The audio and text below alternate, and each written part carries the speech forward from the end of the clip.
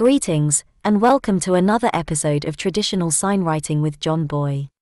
In this episode, we will be looking at a book of Kells style Illuminated Initial.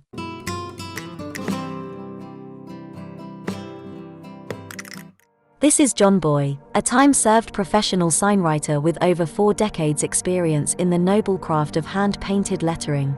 And together we will guide you through the process of recreating a Celtic style illuminated initial.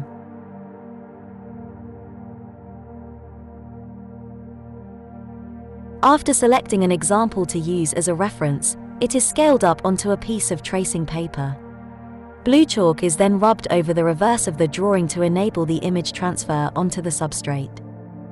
Once the chalking of the relevant areas has been completed, the drawing can be flipped back to its positive side before being secured to the substrate with masking tape. The complexity of this design calls for the tracing to be removed and repositioned multiple times, so it is advisable to add some simple registration marks which transverse the substrate and edge of the paper. This will ensure a perfect realignment each time. Using a ballpoint pen, the main parts of the image are now drawn over with a medium pressure, thus transferring the image onto the substrate. This process also has the advantage of subconsciously familiarizing you with the various sections of the design. And the hinge, formed by a vertical strip of masking tape at the top of the tracing, allows it to be moved out of the way without detachment. Using a pure red sable chisel writer, set in a large goose feather quill, and some emerald green enamel, the main body of the letter is commenced by loosely following the pre-traced chalk marks. These chalk marks are only there as a rough guide, and as there are little to no straight lines in this project, you will find that the brush will produce smoother curves than a pen or pencil ever can. So don't get too hung up on 100% accuracy with image transfer, and allow your brush just the right amount of freedom.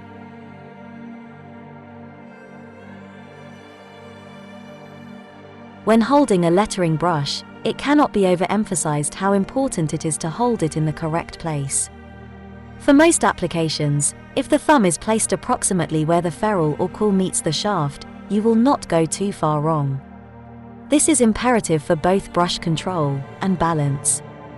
And whilst you may see others on social media holding their brushes a lot further up the handle, this can only be either from ignorance or a fear of getting paint on their hands.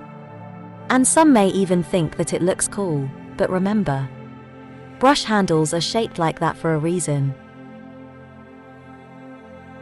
And to paraphrase an old cliché, hold your brush like it were a bird. Too tight, and you will choke it. Too loose, and it will fly away.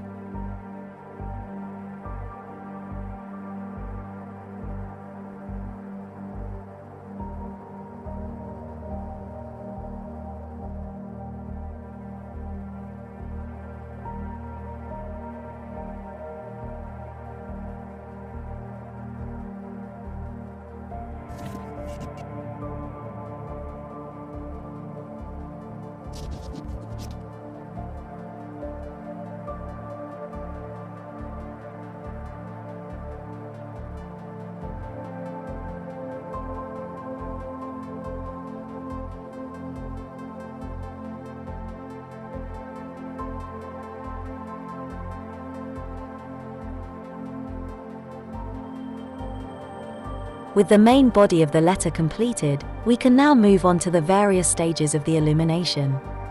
Starting with a burnt sienna, which is made by mixing a drop of black to orange enamel, and applied with the same brush as before.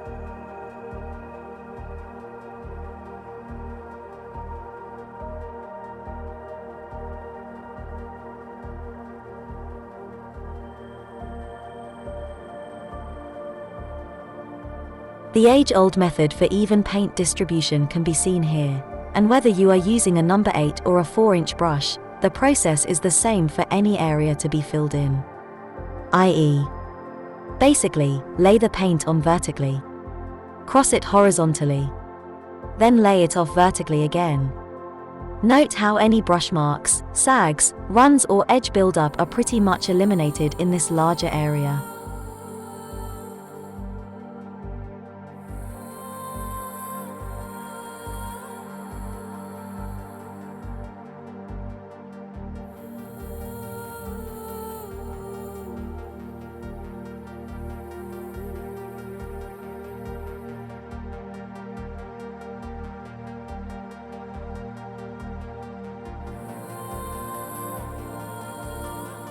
There is no need to go fully close up to the edge of the letter with these colors and shapes, as everything will eventually be outlined and any imperfections will be automatically trimmed up during the final stages.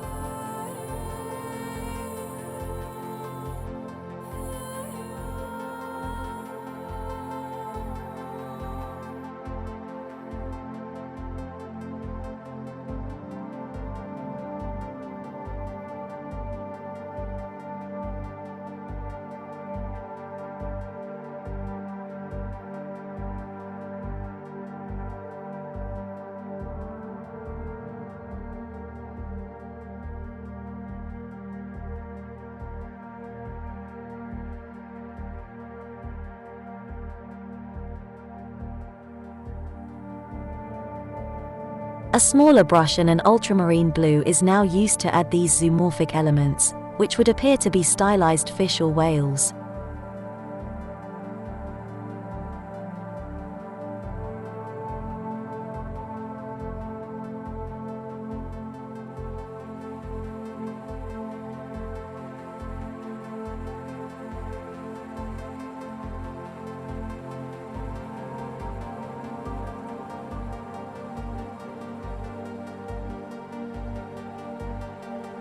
Don't be afraid to experiment with different colors. For example, the main body of the initial will look equally as good in any strong color, such as blue, red, purple, and even black.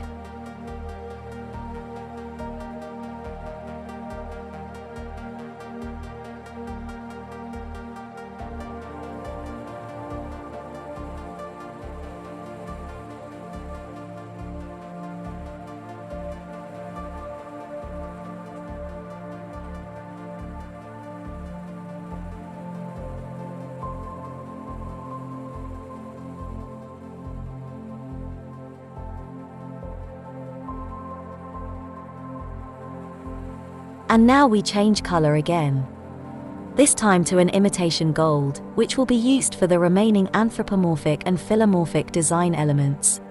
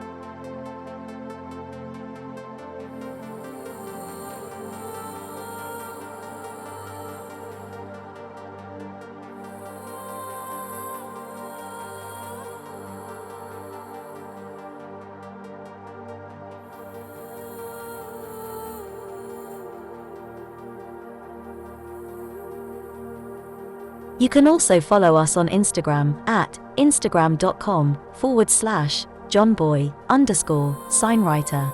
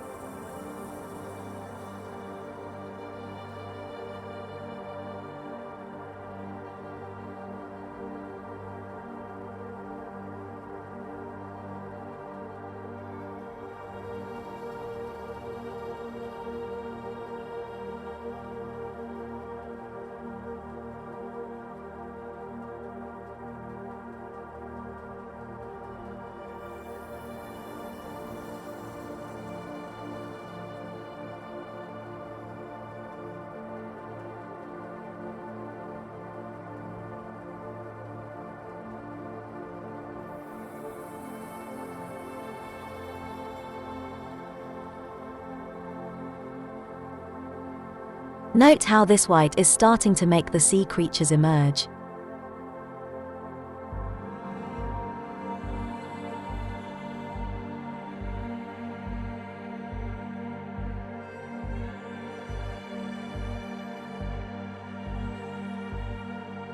The same white is now used with a long-haired lining brush to outline the main letter, and we can now start to see the first signs of the over-under properties of the interlacing effect.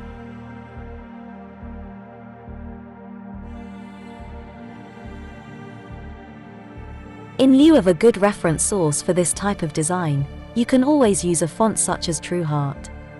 By printing your letter of choice onto paper, it can then be chalked and used in the same manner as shown earlier in the video.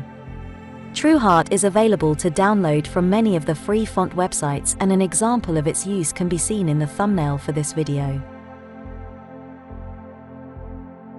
The beauty of this particular font is that it is not particularly well designed, and will therefore force you into making your own adjustments and improvements, thus helping with the development of both your brushwork and design skills.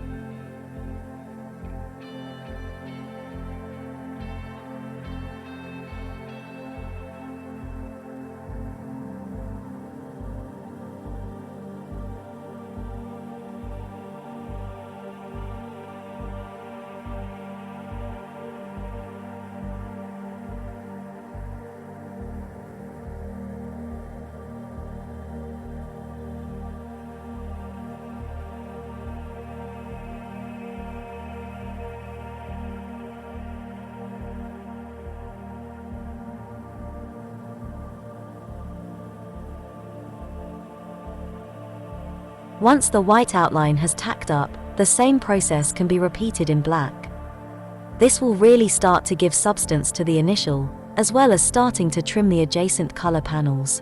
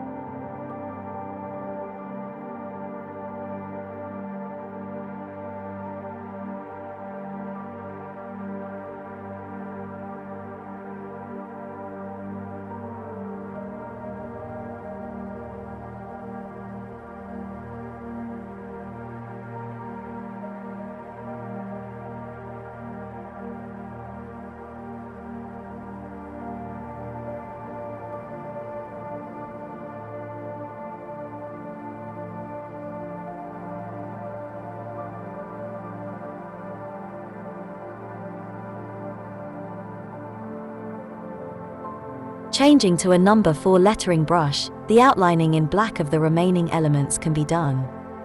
After which the whole piece can be left overnight to dry before going any further.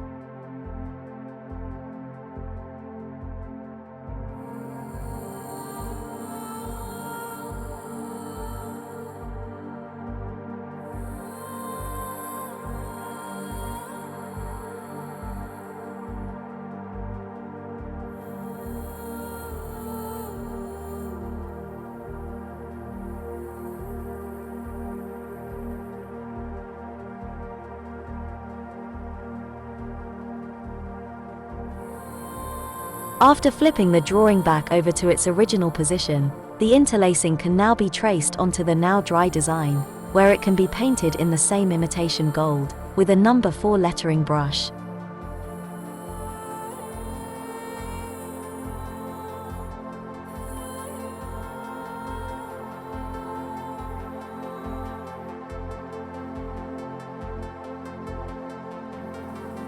This is initially done by treating each section as one continuous line, apart from the breaks where it appears to pass under the initial.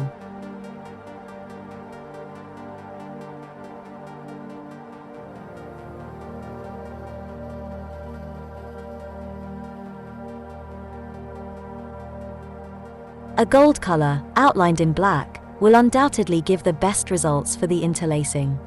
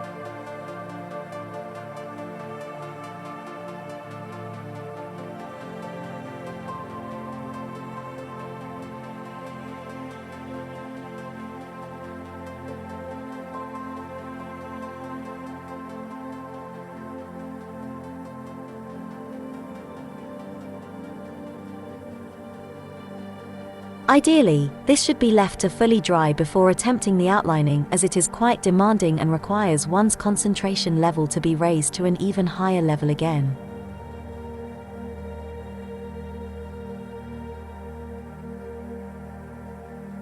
There is no easy way to do this type of outlining, and the constant stop-start nature combined with the relatively short stroke lengths and constant changes in direction make it virtually impossible to get into any sort of flow or rhythm. On the plus side, as long as you follow the alternating pattern of over-under, the weave pattern will work itself out naturally. However, to help avoid mistakes in this, it is advisable to work methodically, by always outlining both sides of each stroke section before moving on to the next, and if a mistake is made, it's not the end of the world, as the gold section can always be repainted afterwards.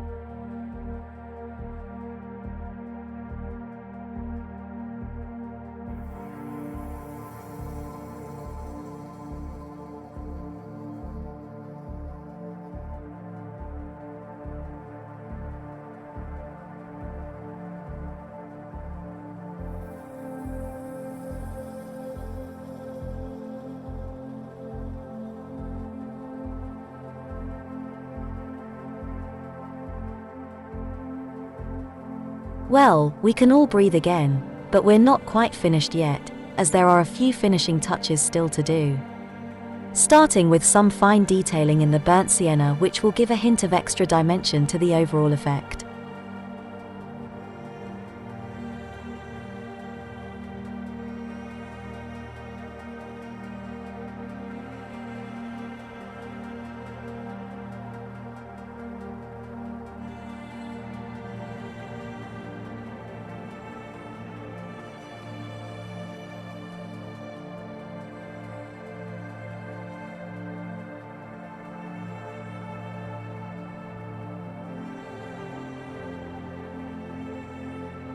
And finally, the entire design is outlined as a whole with a continuous dotted line in bright red.